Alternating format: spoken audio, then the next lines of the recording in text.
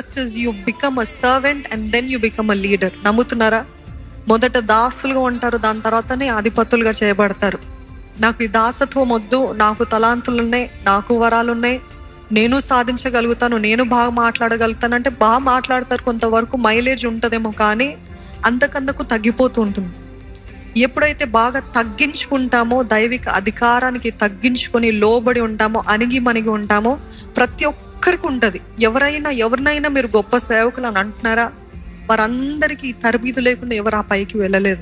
అనుభవపూర్వకంగా మేము కూడా ఎంతో అణిగి మణిగి ఉండాల్సి వచ్చింది, ఎంతో నోరు కట్టుకోవాల్సి వచ్చింది, ఎన్ని తలాంతులను అన్ని కట్టి పెట్టుకోవాల్సి వచ్చింది. అవన్నీ కూడా బంధించాల్సింది. ఎందుకంటే ఆ సమయం వరకు దేవుడు లోబడి మౌనంగా ఉండమన్నాడు, దాని తర్వాత నేను వాడుకుంటా అన్నాడు. సో అట్లాంటి సమయాల్లో లోబడి ఉంటాము, కొంచెం కష్టంగానే ఉంటుంది, బాధగా ఉంటుంది, అహాని అణుచుకోవాలి, గర్వాన్ని తగ్గించుకోవాలి, ఇవన్నీ పరిస్థితులు ఉంటాయి. కానీ ఏదేమైనా నా దేవుడు కార్యము జరగాలని విధేయులుగా ఉన్నట్లయితే, తగ్గించుకొని ఉన్నట్లయితే, దేవుడు మీ జీవితంలో వేగంగా తన కార్యాలు జరిగిస్తాడు.